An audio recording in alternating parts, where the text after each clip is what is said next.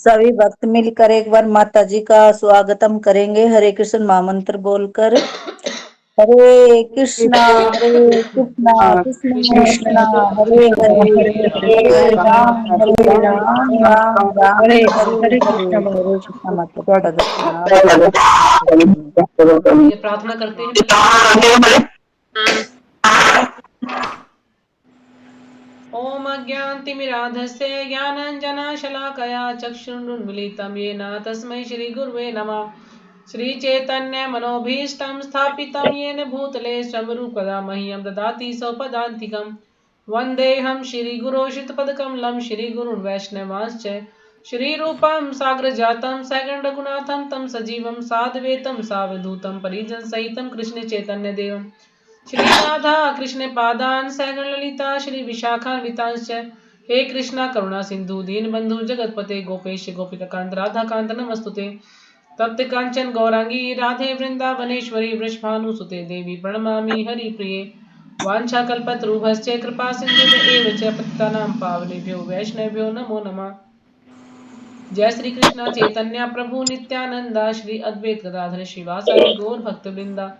हरे कृष्णा कृष्णा कृष्णा हरे हरे, हरे राम राम राम हरे हरे।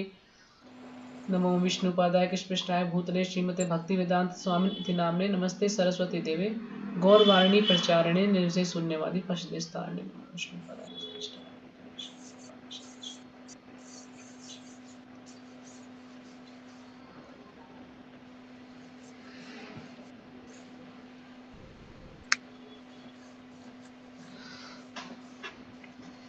तो सभी का हार्दिक स्वागत है आज की कक्षा में। और आज हम पढ़ रहे हैं श्रीमद् भगवद गीता यथारूप। इसमें 18 अध्याय हैं, 700 श्लोक हैं। और आज हम कर रहे हैं अध्याय 17 श्रद्धा के विभाग। श्लोक संख्या आज हम करेंगे 26 से 28। तो इससे पहले हमने पढ़ा था श्लोक संख्या 23। तो उसमें हमने पढ़ा था कि सृष्टि के आदिकाल से ओम तत्सत के ये 3 शब्द पर ब्रह्म को सूचित करने के लिए प्रयुक्त किए जाते रहे हैं, है ना। हमेशा से ही, शुरुआत से ही ये शब्द यूज किए जाते हैं। किस लिए? भगवान के लिए। ये तीनों सांकेतिक अभिव्यक्तियां ब्राह्मणों द्वारा वैदिक मंत्रों का उच्चारण करते समय तथा ब्रह्म को संतुष्ट करने के लिए यज्ञों के समय प्रयुक्त होती थी। यानी ये तीनों चीजें क्या है? भगवान के लिए ही प्रयुक्त होती थी। तो अगला श्लोक था कि अतएव योगी जन ब्रह्म की प्राप्ति के लिए शास्त्रीय विधि के अनुसार यज्ञ दान तप की समस्त क्रियाओं का शुभारंभ सदैव ओम से करते हैं। तो जो योगी जन है वो कुछ भी करते हैं, यज्ञ करे, दान करे, तप करे, तो उसके लिए ओम का उच्चारण करते हैं पहले वो। अगला था कि मनुष्य को चाहिए कि कर्म फल की इच्छा किए बिना विविध प्रकार के यज्ञ, तप तथा दान को तत् शब्द कहकर संपन्न करे। यानी जो भी वो यज्ञ कर रहा है, तप कर रहा है, दान कर रहा है, तो तत् शब्द कहकर संपन्न करे। तो जो योगी जन क्या है? ओम का उच्चारण करते हैं। और जो और मनुष्य है, सिर्फ मतलब कर्म फल की इच्छा नहीं करनी, उनको कुछ भी करें तो तत् कहकर संपन्न करें। ऐसी दिव्य क्रियाओं का उद्देश्य भवबंधन से मुक्त होना है। तो जो आज का श्लोक है, हमने इससे पहले पढ़ा ओम का उच्चारण, फिर तत् का। अब आज वाला जो श्लोक है उसमें सत के बारे में बता रखा है कि सत का उच्चारण करें। तो श्लोक पढ़ते हैं हम। श्लोक संख्या 26 और 27 इकट्ठा दे रखा है। सद्भावे साधु भावे च सदित्ते तत् प्रयुज्यते प्रशस्ते कर्मणि तथा सत् शब्दः पाठयुज्यते यज्ञै तपसै दाने च स्थिति सदिति चोच्यते कर्म चैव तदर्थीयं सत् सदित्येवाभिधीयते। तो जो भी पढ़ना चाहिए पढ़ सकते हैं श्लोक। हरे कृष्णा माता जी सादर प्रणाम। सभी भक्तों को सादर प्रणाम। श्रीमद् भगवत गीता यथारूप अध्याय 17 श्रद्धा के विभाग। और श्लोक संख्या भगवत गीता में 700 श्लोक हैं और इसमें कितने 28 श्लोक हैं शायद, 29 पता नहीं पूरा। और आज श्लोक संख्या है 26 और 27। सद्भावे साधु भावे च सदितेत पर्युजयते वर्षसते कर्मणि तथा सत्सवद पार्थयुज्यते यज्ञे तपसि दाने च स्थिति चोचयते कर्म चैव तद्तीर्थम् सदितैवाभिधीयते। हरे कृष्णा माता जी, सादर प्रणाम सभी को। हरे कृष्ण माता जी, दंडवत प्रणाम। अध्याय 17 श्लोक संख्या 26 और 27। सतभावे साधु भावे च सदीयते परयुज्यते परसस्ते कर्मणि तथा सच शब्दे पार्थ युज्यते योगे तपसि दाने च स्थिति सदिति चोच्यते करम चेव तद्तीर्थं सदीयत्वाभिधीयते। हरे कृष्ण। हरे कृष्ण माता जी, सभी भक्तों की शरण में सादर प्रणाम। ग्रंथराज श्रीमद् भगवत गीता यथारूप अध्याय 17 श्लोक संख्या 26 और 27। सद्भावे साधु भावे च सादित्ये एतत् प्रयुज्यते परसस्ते कर्मणि तथा सत् शब्दः पार्थ युज्यते यज्ञे तपसि दाने च स्थिति सदिति च उच्यते कर्म चैव तद्धीर्यं सादित्येव एव अभिधीयते। हरे हरे कृष्ण। और कोई हरे बोले? कृष्ण माता हरे हरे कृष्ण कृष्ण। माता जी, धन्यवाद प्रणाम सभी माताओं को धन्यवाद प्रणाम। सद्भावे साधु भावे च सदीते प्रयुज्यते पर्षते कर्मणि तथा सच्छब्दः पार्थ युज्यते यज्ञे तपसि दाने च स्थितिः सदिति चोच्यते कर्म च तदर्थीयं सत इति एव अभिधीयते। हरे कृष्ण माता जी, धन्यवाद प्रणाम। हाँ जी, हरे कृष्ण। तो ठीक है, शब्दार्थ। सतभावे ब्रह्म के स्वभाव के अर्थ में, साधु भावे भक्त के स्वभाव के अर्थ में। जो सत है किसके, दो चीजों के बारे में है कि सत भावे यानी ब्रह्म के स्वभाव के अर्थ में, यानी ब्रह्म के बारे में बात करेंगे तो सत आएगा। और साधु भावे तो भक्त के स्वभाव के अर्थ में, यानी भक्तों के बारे में भी अगर बात करनी, जो भगवान के भक्त हैं वो क्या है, सत। तो दोनों के लिए सत का प्रयोग होगा। सत शब्द इति इस प्रकार, एतत् यह, प्रयुज्यते प्रयुक्त किया जाता है, प्रशस्ते प्रमाणिक, कर्मणि कर्मों में, तथा भी शत शब्द, शत शब्द, प्रार्थ है, प्रथा पुत्र, युज्यते प्रयुक्त किया जाता है, यज्ञ यज्ञ में, तपसी तपस्या में, दाने दान में, च भी स्थिति स्थिति, सत ब्रह्म इति इस प्रकार, च तथा उच्यते उच्चारण किया जाता है, कर्म कार्य, च भी एव निश्चय ही, तत् उस, अर्थीयम के लिए, सत ब्रह्म इति इस प्रकार, एव निश्चय ही अभिधीयते कहा जाता है। यानी हम कोई भी कार्य करते हैं, यदि यज्ञ करें, दान करें, तपस्या करें, अगर उसमें कोई भी जैसे कोई ना कुछ त्रुटि हमसे हो जाती है, ऐसा जरूरी नहीं कि हमसे कोई त्रुटि ना हो, तो यदि हम ये ओम तत्सत बोल देते हैं तो कोई त्रुटि हुई है तो वो क्षमा कर दी जाती है, यानी उसकी भरपाई हो जाती है। तो लेकिन हम लोग क्या करते हैं, कृष्ण महानामृत कर रहे हैं, हम कृष्ण ये हरे कृष्ण महामंत्र बोलते हैं, तो यदि हम ये बोलते हैं तो इससे हमारे कोई भी जो त्रुटियां हैं वो उनकी भी भरपाई हो जाती। तो इसलिए हम ये मंत्र बोलते तो हमें ये ओम तत्सत बोलने की जरूरत नहीं है। लेकिन जो पहले के समय में थे, ऋषि मुनि थे, वो सब ये शब्द बोलते थे, या कुछ कह लेंगे पहले के युगों में बोलते थे। अगर हम इसको बोलना चाहें तो कोई अपराध भी नहीं, हम इसको बोल भी सकते हैं, लेकिन हम कृष्ण महानामृत करते हैं तो उसमें सब कुछ ये हो जाता है, इसको अलग से हमें करने की जरूरत नहीं है, लेकिन करना चाहें तो कर भी सकते हैं। तो ये प्रभुपाद जी में समझा रहे हैं यहाँ पर। तो अनुवाद, परम सत्य भक्ति में यज्ञ का लक्ष्य है। तो परम सत्य क्या है, भक्ति में यज्ञ का लक्ष्य है, यानी हम कोई भी जप तप कर रहे हैं तो किस लिए कर रहे हैं, हमारा गोल क्या है, भगवान को प्राप्त करना, भगवान का प्रेम प्राप्त करना। तो इसलिए जो परम सत्य है वो भक्ति में यज्ञ का लक्ष्य है। क्योंकि हम कोई भी कार्य करते हैं, मतलब भगवान की प्रसन्नता के लिए कोई भी कार्य करें, जप करें, तप करें, दान करें, या सुबह भगवान की आरती करें, भगवान को स्नान कराएं, भगवान के लिए भोग बनाएं, भगवान के मंदिर की सफाई करें, कोई भी हम कार्य करते तो ये सब यज्ञ ही कहलाता है। जो कि भगवान के लिए जो भी कार्य किया जाता है वो यज्ञ ही होता है।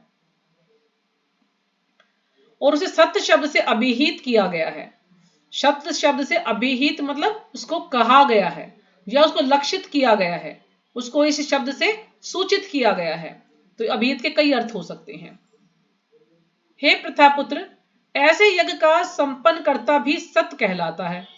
तो भगवान अर्जुन को बोल रहे हैं। तो प्रथापुत्र यानी उनकी मां का नाम प्रथा भी है, कुंती का, तो इसलिए उसको प्रथापुत्र बोल रहे हैं कि ऐसे यज्ञ का संपन्न करता भी सत्य कहलाता है। अगर ये जो यज्ञ है इसको जो संपन्न करने वाला है वो भी क्या है, सत्य कहलाता है। जिस प्रकार यज्ञ, तप तथा दान के सारे कर्म भी जो परम पुरुष को प्रसन्न करने के लिए संपन्न किए जाते हैं सत्य है ना। जो भी हम कार्य करते हैं भगवान की प्रसन्नता के लिए वो सब सत्य ही कहे जाएंगे। या जो भी ये यज्ञ संपन्न करता है यानी जो भी साधु है उसको भी सत्य कहा जाएगा। तो इसलिए हम बोल देते हैं ओम तत्सत। तो इसमें भगवान भी और साधु भी तो सबका उच्चारण हो जाता है।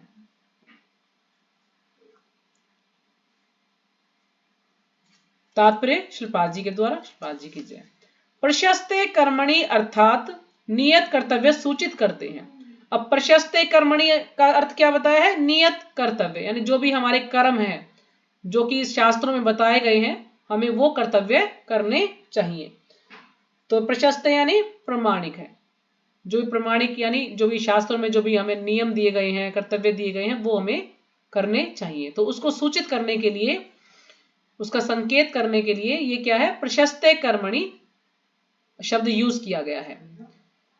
सूचित करते हैं कि वैदिक साहित्य में ऐसी कई क्रियाएं निर्धारित हैं जो गर्भाधान से लेकर मृत्यु तक संस्कार के रूप में है। तो यानी जो हमारे जो वैदिक शास्त्र हैं उनमें कुछ संस्कार बताए गए हैं। वैसे तो बताया कि कम से कम 200 संस्कार हैं, लेकिन उन 200 में से 16 मुख्य हैं और उन 16 में से भी 10 ज्यादा मुख्य हैं और उन 10 में से भी 4-5 ज्यादा हैं जो कि सब लोग करते हैं। जैसे गर्भाधान संस्कार तो सब लोग नहीं करते हैं, लेकिन जो इस्कॉन से जुड़े हुए हैं जिनको नॉलेज है वो गर्भाधान संस्कार करते हैं।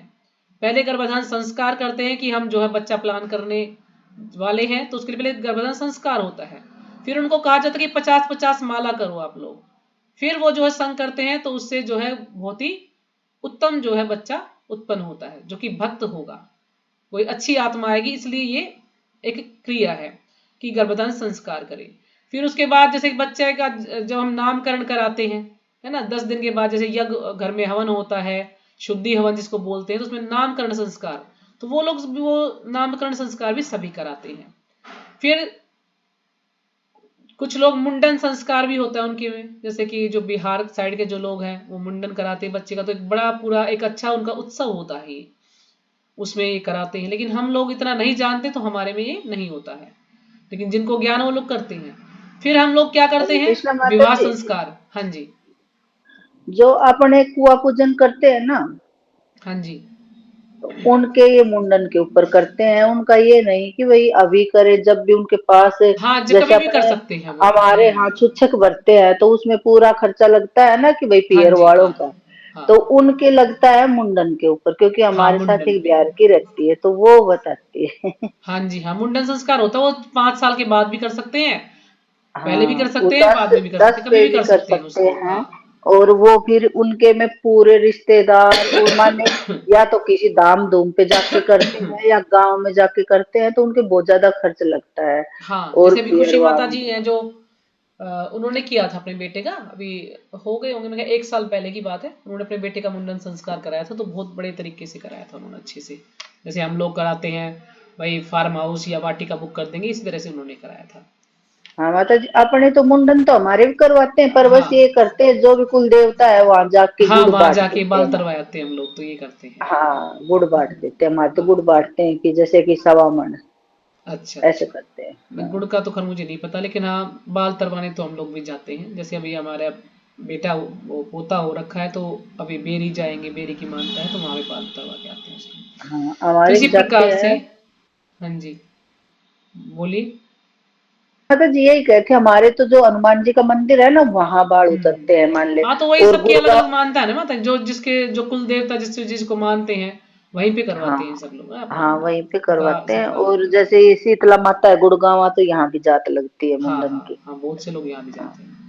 तो इसी प्रकार से हम जो है ना 3-4 संस्कार ही जानते हैं ना, यही करते हैं। अब जैसे फिर विवाह संस्कार होगा। माता जी। हाँ जी, विवाह हरे संस्कार कृष्ण करते हैं। माता जी, हाँ फिर जी, ये इस्कॉन वाले कहाँ उतरवाते हैं? इस्कॉन वाले माता जी वृंदावन में उतरवा लेते हैं। जैसे अच्छा। आदिल्ला माता जी है, तो हमारे घर में श्याम बाबा की मानता है। तो लेकिन हाँ। आदिल्ला माता जी के बच्चों की शादियां हुई या बच्चों के बाल उतरवाए गए, तो वो कभी नहीं जाती वहां पे, खाटू श्याम नहीं जाते हैं वो लोग, वो हम्म। वृंदावन में उतरवा लेते हैं बच्चों के बाल। और वहीं पे गठजोड़े की जात जैसे बोलते हैं ना, तो वहीं पर वो लेके गई थी अपने बहू को, यहाँ नहीं लेके हम्म। जाते वो। उन्होंने मतलब अब छोड़ दिया बिल्कुल ही। तो वो इस साईं बाबा का नहीं करते हैं कुछ भी। लेकिन जो और मेरे परिवार वाले हैं जो कि इस्कॉन से नहीं जुड़ रहे हैं, वो श्याम बाबा पे जाते हैं। तो विवाह ठीक है। संस्कार करते हैं, फिर आखिर में हम जब मृत्यु हो जाती तो अंत्येष्टि संस्कार करते हैं ना। ये 3-4 संस्कार है, सब लोग जानते हैं, तो यही करते हम्म। हैं। लेकिन वैसे 16 संस्कार हैं मुख्य, वो सबको करने चाहिए। लेकिन हम लोगों को ज्ञान भी नहीं है और हम करते भी नहीं है, क्योंकि ज्ञान ही नहीं तो फिर करेंगे कैसे। तो इस प्रकार से ये शास्त्रों में बताया गया है, तो ये हम सबको करने का प्रयास करना चाहिए। तो ऐसे संस्कार जीव की चरम मुक्ति के लिए होते हैं। तो जो संस्कार करते हैं ये चरम मुक्ति के लिए, यानी इससे ऊपर और कुछ हमें जो मुक्ति मिल जाएगी। मुक्ति क्या, यानी हम भगवान के पास चले जाएंगे, इसके लिए ये कुछ संस्कार होते हैं जो कि हमें करने चाहिए। ऐसे ऐसी सारी क्रियाओं के समय ओम तत्सत उच्चारण करने की संस्तुति की गई है। तो जो भी हम कार्य करते हैं इस प्रकार के कोई भी संस्कार, तो ओम तत्सत कहने का यानी यहाँ पर संस्तुति की गई है। संस्तुति यानी सिफारिश की गई है या बताया गया है कि हमें ओम तत्सत बोलना चाहिए। सद्भाव तथा साधु भाव आध्यात्मिक स्थिति के सूचक हैं। तो जो भी सद्भाव है यानी भगवान के लिए है, और जो साधु भाव है वो भगवान के भक्तों के लिए है। तो वो क्या है, आध्यात्मिक स्थिति के सूचक, यानी दोनों ही आध्यात्मिक है, ये इसकी सूचना दे रहे हैं यहाँ पर, सूचक है ये दोनों। कृष्ण भावनामृत में कर्म करना सत्य है, और जो व्यक्ति कृष्ण भावनामृत के कार्यों के प्रति सचेत रहता है वह साधु कहलाता है। यानी कृष्ण भावनामृत में कर्म करना क्या है, सत्य कहलाता है।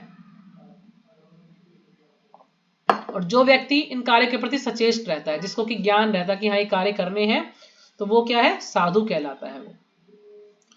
श्रीमद् भागवतम में 3:25.25 में कहा गया है कि भक्तों की संगति से आध्यात्मिक विषय स्पष्ट हो जाता है। यानी ये जो श्लोक है श्रीमद् भागवतम का, उसमें बताया कि भक्तों की संगति से आध्यात्मिक विषय स्पष्ट हो जाता है। यानी कोई हमें क्या है कि भक्तों की संगति जो है सबसे महत्वपूर्ण है, हमें भक्तों की संगति करनी चाहिए। जब हम भक्तों की संगति करेंगे तो हमारी प्रगति अच्छी होती है, हम भक्ति में अच्छे से प्रगति कर पाते हैं। क्यों, क्योंकि अगर हमसे कोई गलती भी हो जाती तो भक्त हमें समझाएंगे समय समय पर, है ना। कोई भी कार्य हमें सीखना हो तो बिना संग के हम नहीं सीख सकते। हम सोचे कि हमारे पास इतनी सारी पुस्तकें तो हैं, फोन है, टीवी है, हम अपने आप सीख लेंगे, नहीं सीख सकते। क्योंकि जब स्कूल जाता है बच्चा तो उसका एक नियम होता है ना, एक रूटीन बन जाता है, भाई इस समय उठना है, इस समय सोना है, इस समय उसको पढ़ना है, इस समय स्कूल में जाना है। तो टीचर हमें पढ़ाते तो हमें समझ में आता है, नहीं तो वो पुस्तकें हम घर में भी पढ़ सकते हैं, बिल्कुल समझ में नहीं आता। तो इसी तरह से भक्ति में भी है, अगर हम भक्तों का संग करते हैं तो हम अच्छे से कार्य कर पाते हैं। लेकिन भक्तों का संग नहीं करेंगे, सोचेंगे क्या जरूरत है भक्तों का संग करने की, हम खुद कर लेंगे, तो खुद कुछ नहीं कर पाते हैं। तो भक्तों का संग बहुत जरूरी है। इसके लिए सताम प्रसंगात शब्द व्यवहृत हुए हैं। तो इसके लिए सताम प्रसंगात शब्द है जो कि व्यवहार में लाया गया है, यानी इसको प्रयुक्त किया गया है। बिना सत्संग के दिव्य ज्ञान उपलब्ध नहीं हो पाता। अगर हम सत्संग नहीं करेंगे तो हमें दिव्य ज्ञान प्राप्त नहीं होगा, उसके बारे में कोई ज्ञान नहीं होगा। तो इसलिए हमें भक्तों का संग अवश्य करना चाहिए। नहीं तो आप खुद ही पढ़ के देखिए, मान लीजिए आप भगवत गीता पढ़ रहे हैं, भागवतम पढ़ रहे हैं, तो आप कुछ नहीं समझ पाएंगे जब तक कि भक्तों का संग नहीं होगा। जब हम भक्तों के संग में पढ़ते हैं कोई भी चीज तो हमें अच्छे से समझ आती है। किसी को दीक्षित करते समय या यज्ञोपवीत धारण कराते समय ओम तत्सत शब्दों का उच्चारण किया जाता है ना। जब किसी को दीक्षा दी जाती है या किसी को जनेऊ दिया जाता है तो उस समय भी ओम तत्सत शब्दों का उच्चारण किया जाता है। इसी प्रकार सभी प्रकार के यज्ञ करते समय ओम तत्सत या ब्रह्म ही चरम लक्ष्य होता है। क्योंकि ओम तत्सत क्या है, परम लक्ष्य को ही सूचित करता है। जैसे ओम तत्सत या ब्रह्म ही चरम लक्ष्य होता है, यानी ब्रह्म कोई प्रसन्न करना होता है, भगवान को प्रसन्न करने के लिए किया जाता है कोई भी कार्य करते हैं। तदर्थीयम शब्द ब्रह्म का प्रतिनिधित्व करने वाले किसी भी कार्य में सेवा करने का सूचक है। तो जो तदर्थीयम शब्द है वो किसके लिए है, कि ब्रह्म का प्रतिनिधित्व करने के लिए है, जिसमें भगवान के मंदिर में भोजन पकाना तथा सहायता करने जैसी सेवाएं या भगवान के यश का प्रसार करने वाला अन्य कोई भी कार्य सम्मिलित है। तो इसमें हम कोई भी कार्य कर सकते हैं, कोई भी सेवा कर सकते हैं, भगवान के लिए भोजन पकाएं, भगवान को स्नान कराएं, भगवान को ड्रेस पहनाएं, है ना। मान लीजिए कोई सब्जी काट रहा है तो वो भी सेवा है, कोई मंदिर की सफाई कर रहा है तो वो भी भगवान के लिए ही सेवा है ना। भगवान के मंदिर की सफाई कर रहे हैं, सब्जी काट रहे हैं तो भगवान के भोग के लिए सब्जी काट रहे हैं, या हम कुछ और कार्य वहां पर कर रहे हैं, कोई भी हमें कहे कि भाई इस कमरे की सफाई कर दो, ये कर दो, वो कर दो, कोई भी कार्य छोटा बड़ा नहीं है, कोई भी कार्य हम करते हैं तो वो सब भगवान की प्रसन्नता के लिए ही होता है। यदि हम भगवान का कोई कर्म, भक्तों की कोई सहायता कर देते हैं, कोई भक्त बीमार है उसकी कुछ सेवा कर देते हैं, किसी को कुछ पैसों की जरूरत है उसकी कुछ सहायता कर देते हैं, तो ये शब्द सब, ये जितने भी कार्य हैं ये सब भक्ति में ही आएंगे, क्योंकि भक्तों की सेवा ना भगवान की सेवा से भी बढ़कर होती है। भगवान कहते हैं कि जो मेरी सेवा करता, जो मेरा सेवक है, मेरा भक्त है, वो मेरा भक्त नहीं है, वास्तव में जो मेरे भक्तों का भक्त है वही मेरा भक्त है। तो इन भक्तों की सेवा हमें अवश्य करनी चाहिए, जितना भी हमसे हो पाए। इस तरह ओम तत्सत शब्द समस्त कार्यों को पूरा करने के लिए कई प्रकार से प्रयुक्त किए जाते हैं। तो जो ओम तत्सत है ये कई तरह से इनका प्रयोग किया जाता है शब्दों का। लेकिन हम कोई भी कार्य करते हैं तो उसमें श्रद्धा अवश्य होनी चाहिए हमारे में। हम कोई भी कार्य करते हैं श्रद्धा से करें। जैसे एक छोटी सी स्टोरी है इसमें, कि ऐसे बता रहे थे कि एक लड़की थी तो वो भगवान की का कीर्तन करती थी, जैसे कि जप करती थी, हरे कृष्ण महामंत्र का जप करती थी। तो कुछ दिन किया तो उसे कुछ हुआ नहीं, वो कह रही कुछ होता तो है नहीं, भगवान तो आते नहीं है, मैं नहीं करती ये। तो उसने छोड़ दिया, छोड़ के और वो किसी देवी देवता की पूजा करने लगी। तो उसने क्या किया कि अगरबत्ती जलाई, और अगरबत्ती जला के उनकी जो उनको धूप दिखा रही थी, है ना, अगरबत्ती उनको दिखा रही थी। तो लेकिन साथ में कृष्ण की भी का विग्रह था, तो उसको वहां से उस धूप को ऐसे करने नहीं, उनके भगवान नहीं सूंघे, कृष्ण को नहीं सूंघने दूंगी मैं, इधर कर लेते हैं। तो एकदम से कहते हैं भगवान प्रकट हो जाते हैं। तो वो कहती कि आप कैसे आ गए, मैं तो जैसे जब करी जब तो आप आए नहीं, अब तो मैंने आपकी भक्ति भी करनी छोड़ दी, अब आप आ गए। तो भगवान कहते हैं कि तुमने कम से कम मुझे पुरुष तो समझा कि हाँ ये कोई ना कोई व्यक्ति है, ये तुमने समझा, तभी तो तुमने कह रहे हो कि इनको धूप नहीं मिलनी चाहिए, धूप सिर्फ इधर ही जानी चाहिए। यदि तुम्हें अब ज्ञान है कि कम से कम हाँ भगवान है, ये व्यक्ति है, तो इस कारण से भगवान उसे प्रसन्न हो गए। तो यानी हर कार्य में श्रद्धा होनी जरूरी है। हम कोई भी कार्य करें, भगवान के लिए कोई भी सेवा करें तो श्रद्धा से करें, ऐसे ना करें कि बस फॉर्मेलिटी अब तो करनी पड़ेगी, अब इस भक्ति में जुड़ गए हैं तो भैया तो मजबूरी है करना पड़ेगा, ऐसा नहीं। कोई भी कार्य करें श्रद्धा से करें तो वो भक्ति ही कहलाता है, जब कोई भी कार्य करें हम। तो अगला श्लोक है 28वां। ऐश्रद्धया हुतं दत्तं तपस्तप्तं कृतं च यत् ऐसदित्युच्यते पार्थने च तत्प्रेते नो इह। तो जो भी करना चाहे श्लोका कर सकते हैं, पढ़ सकते हैं। माता जी से श्रीमद् भगवत गीता यथारूप अध्याय 17 श्लोक संख्या 28। ऐश्रद्धया हुतं दत्तं तप्तं कृतं च यत् असत् इति उच्यते पार्थना च तत्प्रेत्य नो इह। हरे कृष्ण। सादर प्रणाम। हरे कृष्ण माता जी, सादर प्रणाम सभी भक्तों को। श्लोक संख्या 18। ऐश्रद्धयाहुतं दत्तं तपस्थं कृतं च यत् असदित्रे योचयते पार्थिन च तत्प्रेते नो ह्यः। हरे कृष्णा माता जी, सादर प्रणाम सभी। हरे कृष्ण माता जी प्रणाम। हाँ अध्याय जी, हरे कृष्णा। अध्याय 17 श्लोक संख्या 28। असर्वहुतं दत्तं तपसतं कुर्त च यथा असदिते युच्यते पार्थिन च तद प्रतेनो इह। हरे बस हो गया। हरे हरे कृष्ण जी माता जी, पढ़िए। दंडवत प्रणाम। जी हरे कृष्णा। श्रीमद् भगवत गीता यथारूप अध्याय 17 श्रद्धा के विभाग श्लोक संख्या 18। सत्कर्मन् पूजा अर्थम तपोदम्भने चैव येते क्रियते तदिहि प्रोक्तम् राजसं ध्रुवम्। हरे कृष्ण माता जी, दंडवत प्रणाम। जी हरे कृष्णा। शब्द अर्थ। अश्रद्धया श्रद्धा रहित, हुतम यज्ञ में आहुति किया गया, दत्तम प्रदत्त, तपः तपस्या, तपतम संपन्न, कृतम किया गया, च भी यत जो, असत झूठा, इति इस प्रकार, उच्यते कहा जाता है। पार्थ हे प्रथापुत्र, न कभी नहीं, च भी यत तत् वह, प्रेत्य मरकर, न तो यही इस जीवन में। अनुवाद।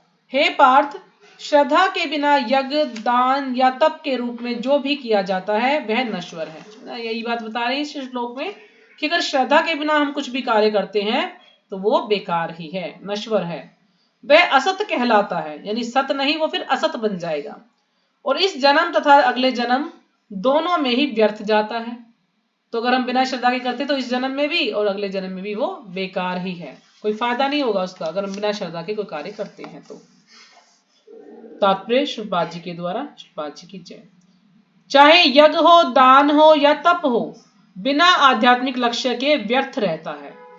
अगर हमारा कोई आध्यात्मिक लक्ष्य नहीं है, अगर भगवान की प्रसन्नता के लिए नहीं किया जाता है तो वो बेकार ही है।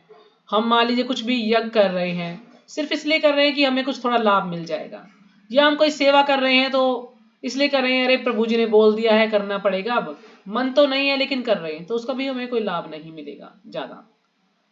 लेकिन हम भगवान के लिए कर रहे हैं, चलो बेमन से भी करें तो थोड़ा सा तो लाभ मिलेगा, लेकिन पूरा उसका लाभ नहीं मिलेगा हमें। तो इसलिए श्रद्धा जरूर होनी चाहिए, कोई फॉर्मेलिटी नहीं होनी चाहिए कि बस फॉर्मेलिटी है हम इसलिए कर रहे हैं कार्य, अच्छे से करना चाहिए हमें। अतएव इस श्लोक में यह घोषित किया गया है कि ऐसे कार्य कुत्सित हैं, यानी जो कार्य बिना उसके किए जाते हैं श्रद्धा के, कुत्सित यानी घिनौने कार्य हैं, तुच्छ कार्य हैं, बेकार कार्य हैं, जो कि हम भगवान की प्रसन्नता के लिए नहीं करते हैं, सिर्फ दिखावे के लिए करते हैं या बस औपचारिकता यानी फॉर्मेलिटी के लिए करते हैं। तो कुत्सित यानी घिनौने कार्य उनको कहा गया है, बेकार।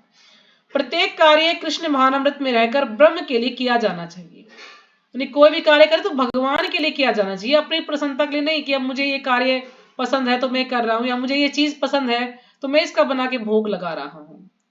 या मैं कई बार भोग लगाना तक तो ठीक है, लेकिन कुछ लोग मुझे ये खाना है तो मैं बना लेता हूँ, खा लेता हूँ। अगर हमें पसंद भी है तो यदि हम उसको भगवान को ऑफर करके खाएंगे तो उससे हमें लाभ मिलेगा, लेकिन हम उसको अपनी प्रसन्नता के लिए बनाया और फटाफट और खा लिया तो वो एक किस्म से पाप खाना हो जाएगा। लेकिन हम उसको हम भगवान को पहले अर्पित करते हैं फिर खाते हैं तो वो प्रसाद बन जाएगा, तो इससे हमें उसका फायदा मिलेगा और हमारा जो कर्म है वो आध्यात्मिक कर्म भी बन जाएगा कि चलो हमें मन है लेकिन हमने कम से भगवान को तो ऑफर किया पहले। संपूर्ण वैदिक साहित्य में भगवान में श्रद्धा की संतुति की गई है। यानी जो भी वैदिक साहित्य हमारे जो शास्त्र हैं, ग्रंथ हैं, उनमें सब में क्या है कि भगवान में श्रद्धा, यानी भगवान में श्रद्धा होनी चाहिए, इसकी संतुति की गई है। संतुति यानी सिफारिश की गई है या इसके बारे में बताया गया है, समझाया गया है कि भगवान में श्रद्धा होनी चाहिए। ऐसी श्रद्धा तथा समुचित मार्गदर्शन के बिना कोई फल नहीं मिल सकता।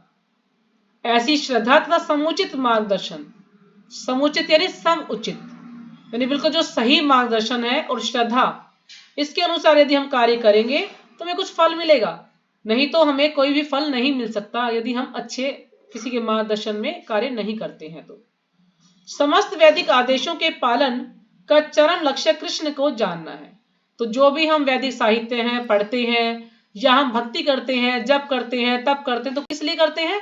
सिर्फ भगवान को प्राप्त करने के लिए। हमारा एक ही लक्ष्य होना चाहिए कि भगवान की प्रसन्नता के लिए कर रहे हैं, भगवान का प्रेम प्राप्त करने के लिए कर रहे हैं। हम ये सब हम भगवान के धाम जाना चाहते हैं, तो भगवान की प्रसन्नता के लिए यानी भगवान को जानने के लिए कर रहे हैं। एक ही लक्ष्य होना चाहिए। जैसे लोगों के बहुत बहुत लक्ष्य होते हैं, कोई कुछ बनना चाहता कुछ, लेकिन हमारा एक लक्ष्य है भगवान को प्राप्त करना है। इस सिद्धांत का पालन किए बिना कोई सफल नहीं हो सकता। जब तक हम इस सिद्धांत का पालन नहीं करेंगे कि हम कोई भी कार्य करेंगे भगवान की प्रसन्नता के लिए करेंगे, तो हमें कोई भी इसमें सफलता नहीं मिलेगी।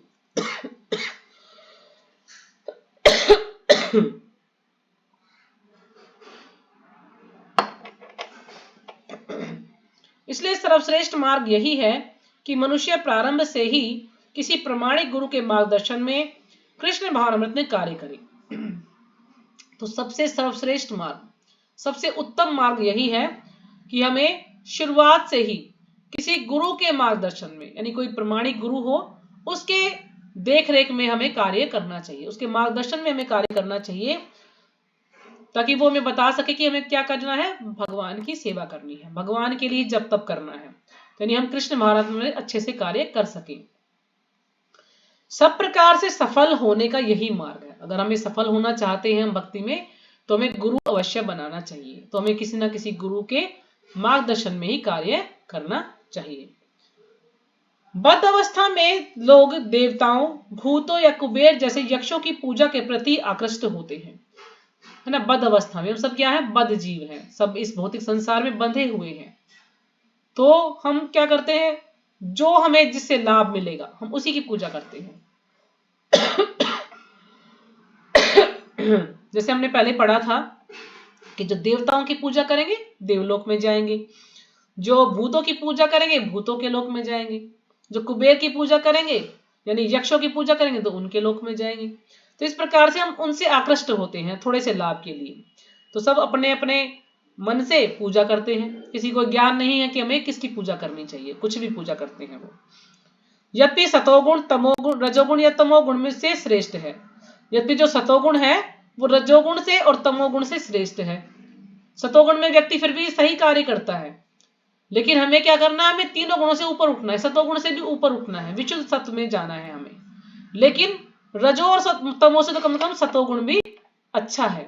इसमें कम से कम व्यक्ति को एक ज्ञान रहता है कि कार्य गलत है कि ठीक है, इसको ज्ञान रहता तो अपने अच्छे ढंग से वो कार्य करता है। कोई भी कार्य करता है तो सही मतलब वैदिक शास्त्रों के अनुसार कार्य करता है, चाहे उसमें भगवान के बारे में उसको श्रद्धा ना हो, लेकिन फिर भी वो सही कार्य करेगा। सतोगुण में कोई भी गलत कार्य नहीं करेगा। लेकिन रजोगुण में तो व्यक्ति अपने दिखावे के लिए करता है, अपने सम्मान के लिए करता है, और तमोगुण में तो व्यक्ति को कुछ पता ही नहीं होता कि क्या कर रहा है, कोई भी कार्य करेगा तो गलत ही करेगा। तो उन दोनों से अच्छा सतोगुण बताया गया है। लेकिन जो व्यक्ति कृष्ण भावनामृत को ग्रहण करता है वह प्रकृति के इन तीनों गुणों को पार कर जाता है। लेकिन जो कृष्ण भावनामृत में कार्य करता है तीनों गुणों को पार कर जाता है। जैसे कि हम पढ़ते हैं ना, देवी होशा गुणमयी मम माया दुरत्या मामे ये प्रकृति माया में तम तरंती थे, यानी जो भगवान की जो माया है उसको पार कर पाना बहुत ही दुष्कर है। लेकिन यदि कोई भगवान की भक्ति करता है तो इन तीनों गुणों से बनी हुई जो भगवान की जो माया है उसको वो पार कर सकता है। तो यही बात यहाँ पर बता रहे हैं कि तीनों गुणों को पार कर जाता है अगर भगवान की भक्ति में जुड़ जाता है। तो यह सर्वश्रेष्ठ मार्ग है। इस अध्याय में इसी की संतुति की गई है। इस प्रकार से सफलता पाने के लिए उपयुक्त गुरु प्राप्त करके उसके निर्देशन में प्रशिक्षण प्राप्त करना चाहिए। तो यदि हम भक्ति में प्रगति करना चाहते हैं, सफलता प्राप्त करना चाहते हैं, तो हमें गुरु के निर्देशन में कार्य करना चाहिए। तभी ब्रह्म में श्रद्धा हो सकती है, तभी हमारी भगवान में श्रद्धा होगी। क्योंकि गुरु हमें समझाएंगे कि हमें किस प्रकार से भक्ति करनी है, किस प्रकार से भगवान का जप करना है, तप करना है, तो फिर हमारी उसमें कुछ प्रगति हो सकती है, उसमें श्रद्धा हो सकती है हमारी। जब काल क्रम में यह श्रद्धा परिपक्व होती है तो इसे ईश्वर प्रेम कहते हैं। जब ये श्रद्धा परिपक्व होती है तो ये क्या होती है, ईश्वर प्रेम। फिर हमें भगवान का प्रेम प्राप्त होता है। तो जैसे शुरू में क्या होता है, पहले श्रद्धा होती है, श्रद्धा के बाद फिर क्या होता है, साधु संग। पहले हमारी श्रद्धा होगी कि हमें भगवान का नाम लेना, फिर हम भक्तों का संग करेंगे, उसके बाद फिर शुरू होगा भजन क्रिया, फिर हम भगवान का जप करेंगे, भगवान का जप करने के बाद अनर्थ निवृत्ति, यानी जो भी हमारे ये बुरी आदतें हैं हमारे अंदर ये निकल जाएंगे, काम क्रोध लोभ मद मत्सर्य, इस प्रकार से 6 अनर्थ हैं हमारे। तो श्रद्धा, साधु संग, भजन क्रिया, अनर्थ निवृत्ति, और उसके बाद फिर आता है क्या आएगा उसके बाद, आसक्ति, आसक्ति या रुचि, मैं ही भूल रही हूं। उसके बाद फिर आसक्ति आएगा शायद, आसक्ति के बाद निष्ठा, यानी बिल्कुल दृढ़ निश्चय हो जाएगा। उसके बाद रुचि, फिर यानी फिर हम अच्छे से करेंगे उसको, कोई हमें कोई कहे चाहे ना कहे, हमें उसको करना है। और फिर रुचि के बाद होता है फिर भाव, और फिर प्रेम। कुछ इस तरह से हो सकता है मैंने कोई एक गलत भी बता दिया, ऊपर नीचे हो गया हो, बाकी ये 7 चीजें होती हैं इस प्रकार से ना। तो भाव के बाद फिर स्थिति आती है प्रेम की, फिर हमें भगवान का प्रेम प्राप्त होता है और फिर हम भगवान के धाम चले जाते हैं। तो इस प्रकार से ये प्रक्रिया है। तो यही यहाँ पर यही बता रहे हैं प्रभुपाद जी हमें कि पहले श्रद्धा होनी जरूरी है, जब श्रद्धा होगी तो फिर आखिर में हमें ईश्वर प्रेम प्राप्त होगा। यही प्रेम समस्त जीवों का चरम लक्ष्य है।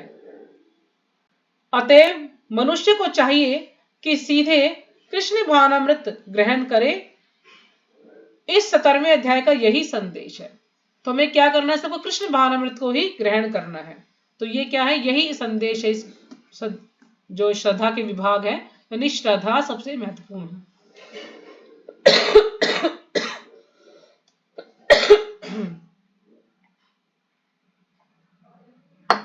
सबसे पहले श्रद्धा होनी चाहिए है। जब हमारी किसी भी कार्य में श्रद्धा होती है, इच्छा होती है, तो हम उसको करते हैं। अगर श्रद्धा नहीं है तो फिर हम उस कार्य को करना नहीं चाहेंगे। तो इसी प्रकार से इस प्रकार श्रीमद् भगवद गीता के 17वें अध्याय श्रद्धा के विभाग का भक्ति वेदांत तात्पर्य पूर्ण हुआ। तो यदि आप लोग चाहें तो भी हमारे पास 6 मिनट है, तो ये हमारा छोटा ही चैप्टर है, तो ये कवर हो जाएगा। तो आप सब लोग 3-3 श्लोक पढ़ सकते हैं, अनुवादित श्लोक चैप्टर का, तो ये पूरा चैप्टर कवर हो जाएगा। ठीक है, तो पढ़िएगा आप सब लोग, 3-3 श्लोक सभी पढ़िएगा, अनुवाद पढ़ना है। फिर हम कल से नया चैप्टर शुरू करेंगे। हरे कृष्णा माता प्रणाम। श्रीमद् भगवत गीता यथारूप अध्याय 17, अध्याय का नाम है श्रद्धा के विभाग, श्लोक संख्या 1। अनुवाद। अर्जुन ने कहा, हे कृष्ण, जो लोग शास्त्र के नियमों का पालन न करके अपनी कल्पना के स्थिति कौन सी है? वे सतोगुणी है, रजोगुणी है या तमोगुणी है? श्लोक संख्या 2। भगवान ने कहा, देहधारी जीव द्वारा अर्जित गुणों के अनुसार उसकी श्रद्धा 3 प्रकार की हो सकती है, सतोगुणी, रजोगुणी और तमोगुणी। अब इसके विषय में मुझसे सुनो। श्लोक संख्या 3। हे भरत पुत्र, विभिन्न गुणों के अंतर्गत अपने अपने अस्तित्व के अनुसार मनुष्य एक विशेष प्रकार की श्रद्धा विकसित करता है। अपने द्वारा अर्जित गुणों के अनुसार ही जीव को विशेष श्रद्धा से युक्त कहा जाता है। हरे हरे कृष्णा माता जी, सभी को चरणों में प्रणाम। श्लोक संख्या 4, अध्याय 17, श्रद्धा का विभाग, श्लोक संख्या 4। सतोगुणी व्यक्ति देवताओं को पूजते हैं, रजोगुणी यशों व राक्षसों की पूजा करते हैं और तमोगुणी व्यक्ति भूत प्रेतों को पूजते हैं। श्लोक संख्या 5 और 6।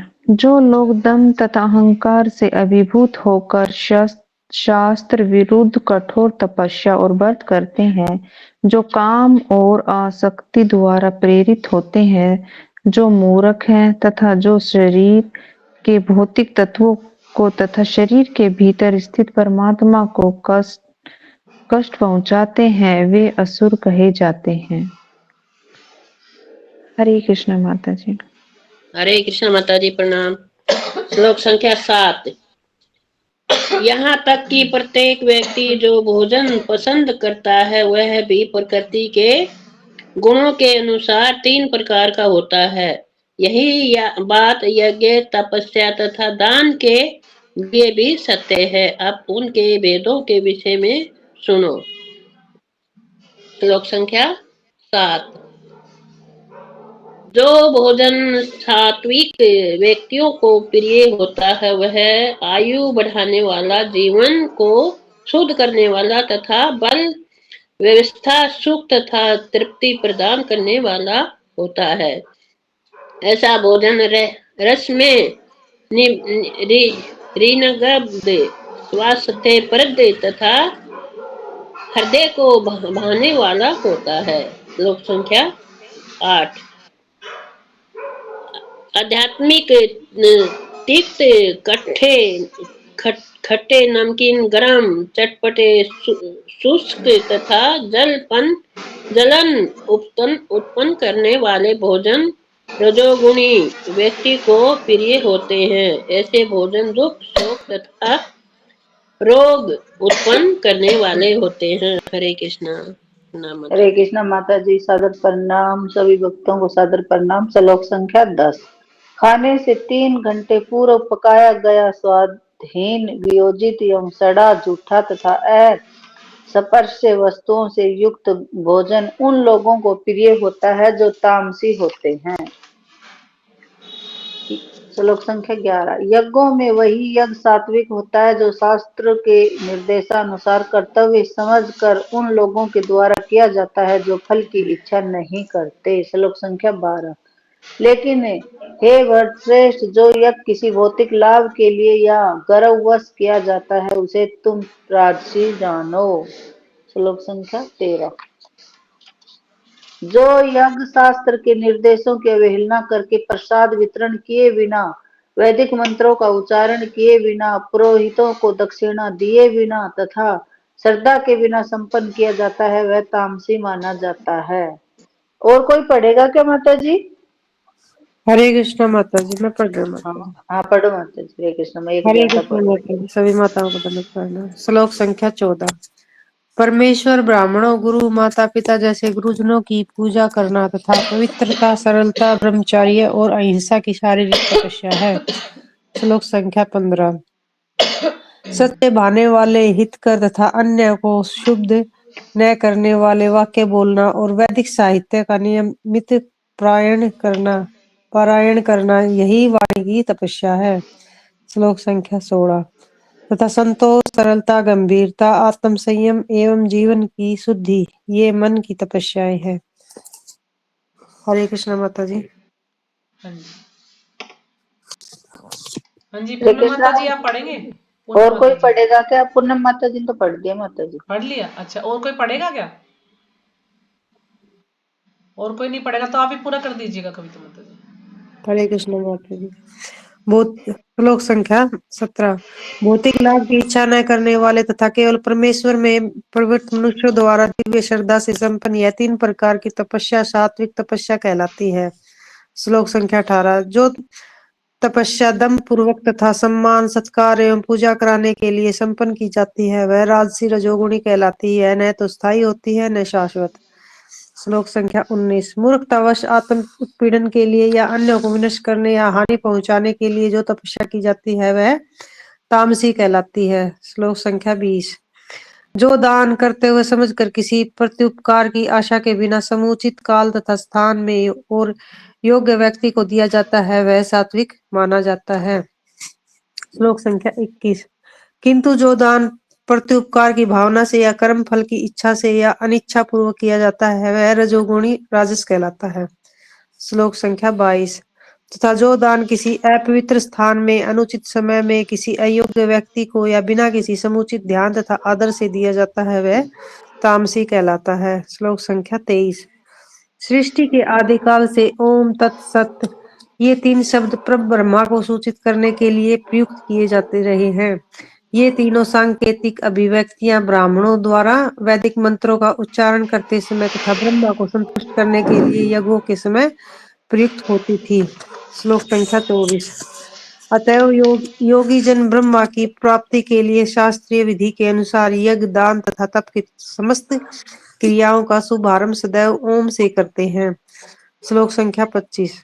मनुष्य को चाहिए कि कर्मफल की इच्छा किए बिना विविध प्रकार के यज्ञ तप तथा दान को तत्शब्द कहकर संपन्न करे। ऐसी दिव्य क्रियाओं का उद्देश्य भव बंधन से मुक्त होना है। श्लोक संख्या 26 और 27। परम सत्य भक्ति में यज्ञ का लक्ष्य है और उसे सत शब्द से अभिहित किया जाता है। हे प्रथापुत्र, ऐसे यज्ञ का संपन्न करता भी सत कहलाता है। जिस प्रकार यज्ञ तप तथा दान के सारे कर्म भी जो परम पुरुष को प्रसन्न करने के लिए संपन्न किए जाते हैं, सत है।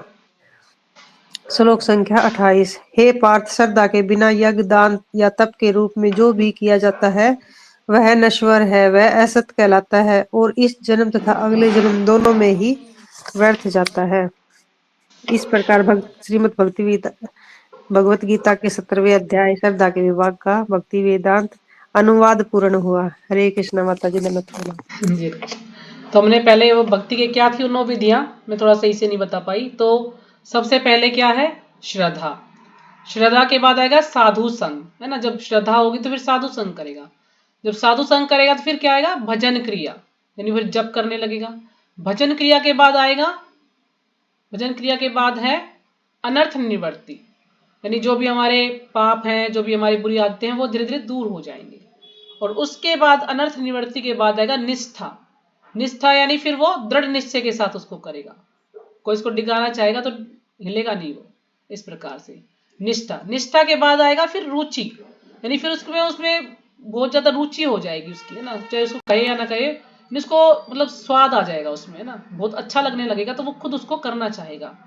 फिर निष्ठा के बाद रुचि, और रुचि के बाद फिर क्या होगा? आसक्ति, यानी फिर तो उसको उससे आसक्ति हो जाएगी, बहुत लगाव हो जाएगा, वो फिर उसको छोड़ेगा नहीं। और जब आसक्ति हो जाएगी तो फिर क्या होगा? उसके बाद भाव, यानी फिर उसके अंदर भाव उत्पन्न होंगे। जैसे कभी हंसेगा, कभी रोने लगेगा, कभी उसके शरीर में पसीना आ जाएगा। इस प्रकार से जो भक्त इतना ज्यादा लेवल होता है उनका भक्ति का, तो फिर उनमें तो कुछ भाव आने लगते हैं। और उसके बाद फिर होता है प्रेम, यानी फिर हमें भगवान का जो प्रेम है वो प्राप्त हो जाएगा। तो इस प्रकार से ये भक्ति की प्रक्रिया है। 9 विधियां हैं ये, जिस प्रकार इस कारण से हम जो है फिर हमें भगवान का प्रेम प्राप्त होता है। तो इसलिए यहाँ पे प्रवाचन में शॉर्टकट बता दिया कि श्रद्धा से ईश्वर प्रेम तक पूरा हमें प्रक्रिया यहाँ पर उन्होंने अनुवाद में लिखी माता है। जी 1 मिनट रिपीट करना। माता जी, सबसे पहले श्रद्धा आती है, ठीक हाँ है। जी। श्रद्धा के बाद है साधु संग। जी माता जी। साधु संग के बाद है फिर भजन क्रिया। भजन क्रिया के बाद आएगा अनर्थ निवृत्ति। अनर्थ निवृत्ति के बाद आएगा निष्ठा। ठीक है माता जी, और बाकी तो निष्ठा के बाद है फिर रुचि, और रुचि के बाद है फिर आसक्ति, और आसक्ति के बाद है फिर भाव, और फिर भाव के बाद है प्रेम। इस प्रकार से भक्ति की प्रक्रिया चलती है। धन्यवाद माता जी। ठीक है जी। हरे कृष्णा सभी को, सभी का बहुत बहुत धन्यवाद।